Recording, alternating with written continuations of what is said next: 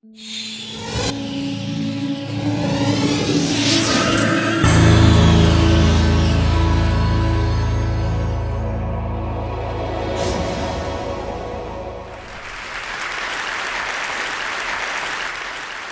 for any of us in this room today, let's start out by admitting we're lucky. We don't live in the world our mothers lived in, our grandmothers lived in, where career choices for women were so limited. And if you're in this room today, most of us grew up in a world where we have basic civil rights. And amazingly, we still live in a world where some women don't have them. But all that aside, we still have a problem, and it's a real problem. And the problem is this: women are not making it to the top of any profession anywhere in the world. The numbers tell the story quite clearly. 190 heads of state, 9 are women. Of all the people in parliament in the world, 13% are women. In the corporate sector, women at the top, C-level jobs, board seats, tops out at 15, 16%. The numbers have not moved since 2002 and are going in the wrong direction. And even in the nonprofit world, a world we sometimes think of as being led by more women, women at the top, 20%. We also have another problem, which is that women face harder choices between professional success and personal fulfillment. A recent study in the US showed that of senior managers, of married senior managers, 2/3 of the married men had children, and only 1/3 of the married women had children.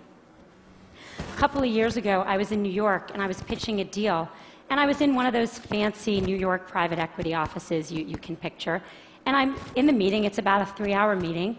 And 2 hours in, there's kind of needs to be that bio break, and everyone stands up. And the partner running the meeting starts looking really embarrassed. And I realize he doesn't know where the women's room is in his office. So I start looking around for moving boxes, figuring they just moved in, but I don't see any. And so I said, "So did you just move into this office?" And he said, "No, we've been here about a year."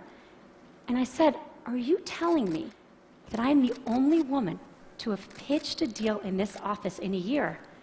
And he looked at me and he said, "Yeah, or maybe you're the only one who had to go to the bathroom." So the question is, how are we going to fix this? How do we change these numbers at the top? How do we make this different? I want to start out by saying I talk about this, about keeping women in the workforce, because I really think that's the answer. In the high-income part of our workforce, in the people who end up at the top Fortune 500 CEO jobs or the equivalent in other industries, the problem, I am convinced, is that women are dropping out. Now, people talk about this a lot, and they talk about things like flex time and mentoring and programs companies should have to train women. I want to talk about none of that today, even though that's all really important. Today, I want to focus on what we can do as individuals. What are the messages we need to tell ourselves? What are the messages we tell the women that work with and for us? What are the messages we tell our daughters? Now, at the outset, I want to be very clear that this speech comes with no judgments. I don't have the right answer. I don't even have it for myself. I left San Francisco, where I live, on Monday, and I was getting on the plane for this conference, and my daughter, who's 3, when I dropped her off at preschool, did that whole hugging the leg, crying, "Mommy, don't get on the plane" thing. This is hard. I feel guilty sometimes. I know no women, whether they're at home or whether they're in the workforce, that don't feel that sometimes. So I'm not saying that staying in the workforce is the right thing for everyone. My talk today is about what the messages are if you do want to stay in the workforce. And I think there are 3. 1, sit at the table. 2, make your partner a real partner. And 3, look at that, don't leave before you leave. Number 1, sit at the table. Just a couple weeks ago at Facebook, we hosted a very senior government official, and he came in to meet with senior execs from around Silicon Valley. And everyone kind of sat at the table, and then he had these 2 women who were traveling with him who were pretty senior in his department, and I kind of said to them, "Sit at the table, come on, sit at the table." And they sat on the side of the room. When I was in college, my senior year, I took a course called European Intellectual History. Don't you love that kind of thing from college? Wish I could do that now. And I took it with my roommate, Carrie, who was then a brilliant literary student and went on to be a brilliant literary scholar. and my brother, smart guy, but a water polo playing pre-med who was a sophomore. The three of us take this class together. And then Carrie reads all the books in the original Greek and Latin, goes to all the lectures. I read all the books in English and go to most of the lectures. My brother is kind of busy. He reads one book of 12 and goes to a couple of lectures, marches himself up to our room a couple days before the exam to get himself tutored. The three of us go to the exam together, and we sit down, and we study, sit there for 3 hours in our little blue notebooks. Yes, I'm that old. And we walk out, and we look at each other, and we say, how'd you do? And Carrie says, boy, I feel like I didn't really draw out the main point on the Hegelian dialectic. And I say, God, I really wish I had really connected John Locke's theory of property, the philosophers that follow. And my brother says, I got the top grade in the class. You got the top grade in the class? You don't know anything. The problem with these stories is that they show what the data shows. Women systematically underestimate their own abilities. If you test men and women and you ask them questions on totally objective criteria like GPAs, men get it wrong slightly high and women get it wrong slightly low. Women do not negotiate for themselves in the workforce. A study in the last 2 years of people entering the workforce out of college showed that 57% of boys entering, or men, I guess, are negotiating their first salary, and only 7% of women. And most importantly, men attribute their success to themselves, and women attribute it to other external factors. If you ask men why they did a good job, they'll say, I'm awesome. If you ask, obviously, why are you even asking? If you ask women why they did a good job, what they'll say is someone helped them, they got lucky, they worked really hard. Why does this matter? Boy, it matters a lot, because no one gets to the corner office by sitting on the side, not at the table.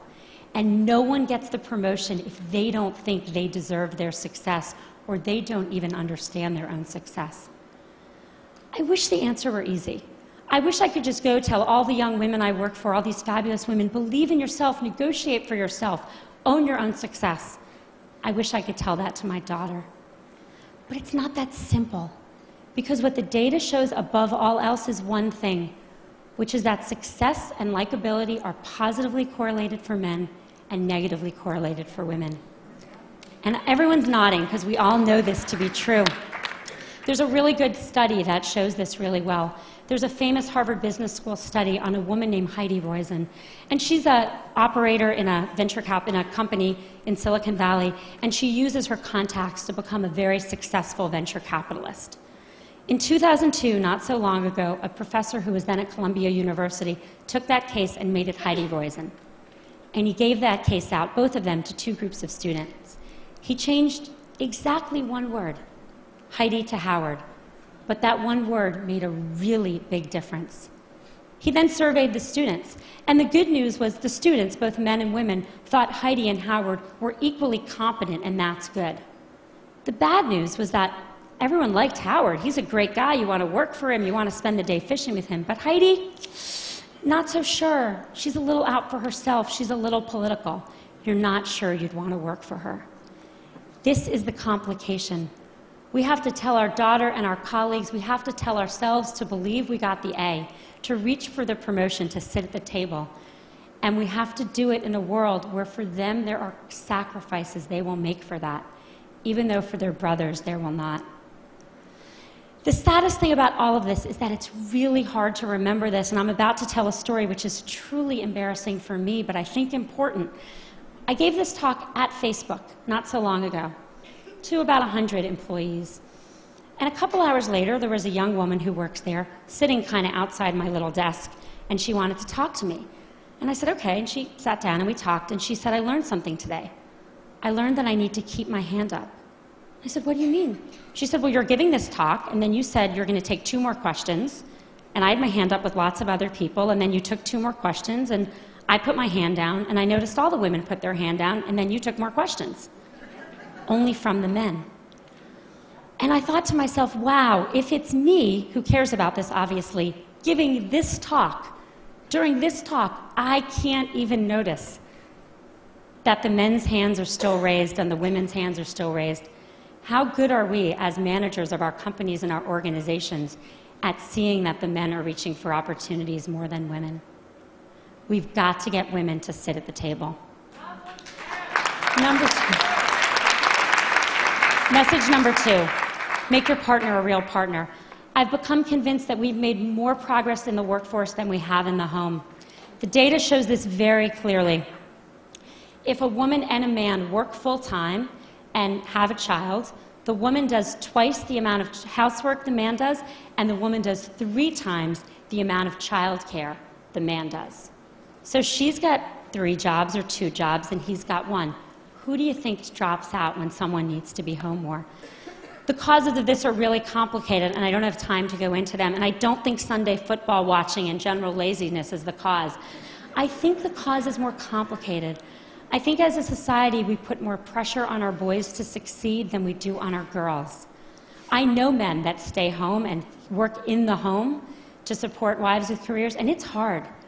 When I go to the mommy and me stuff and I see the father there, I notice that the other mommies don't play with him. And that's a problem, because we have to make it as important a job, because it's the hardest job in the world, to work inside the home for people of both genders if we're going to even things out and let women stay in the workforce. Studies show that households with equal earning and equal responsibility also have half the divorce rate. And if that wasn't good enough motivation for everyone out there, they also have more, how shall I say this on this stage? They know each other more in the biblical sense as well. Message number 3, don't leave before you leave. I think there's a really deep irony to the fact that actions women are taking, and I see this all the time, with the objective of staying in the workforce actually lead to their eventually leaving. Here's what happens. We're all busy. Everyone's busy. A woman's busy. And she starts thinking about having a child. And from the moment she starts thinking about having a child, she starts thinking about making room for that child. How am I going to fit this into everything else I'm doing? And literally from that moment, she doesn't raise her hand anymore. She doesn't look for a promotion. She doesn't take on the new project. She doesn't say, me, I want to do that. She starts leaning back. The problem is that, let's say she got pregnant that day, 9 months of pregnancy, 3 months of maternity leave, 6 months to catch her breath. Fast forward 2 years, more often, and as I've seen it, women start thinking about this way earlier. When they get engaged, when they get married, when they start thinking about trying to have a child, which can take a long time. One woman came to see me about this, and I kind of looked at her. She looked a little young, and I said, so are you and your husband thinking about having a baby? And she said, oh, no, I'm not married. She didn't even have a boyfriend. I said, you're thinking about this just way too early. But the point is that what happens once you start kind of quietly leaning back? Everyone who's been through this, and I'm here to tell you, once you have a child at home, your job better be really good to go back, because it's hard to leave that kid at home. Your job needs to be challenging. It needs to be rewarding. You need to feel like you're making a difference. And if 2 years ago, you didn't take a promotion and some guy next to you did, if 3 years ago you stopped looking for new opportunities, you're going to be bored because you should have kept your foot on the gas pedal. Don't leave before you leave. Stay in. Keep your foot on the gas pedal until the very day you need to leave to take a break for a child, and then make your decisions. Don't make decisions too far in advance, particularly ones you're not even conscious you're making. My generation, really sadly, is not going to change the numbers at the top. They're just not moving. We are not going to get to, we're 50% of the population. In my generation, there will not be 50% of people at the top of any industry. But I'm hopeful that future generations can. I think a world that was run where half of our countries and half of our companies were run by women would be a better world. And it's not just because people would know where the women's bathrooms are, even though that would be very helpful. I think it would be a better world. I have 2 children. I have a 5-year-old son and a 2-year-old daughter. I want my son to have a choice to contribute fully in the workforce or at home, and I want my daughter to have the choice to not just succeed, but to be liked for her accomplishments. Thank you.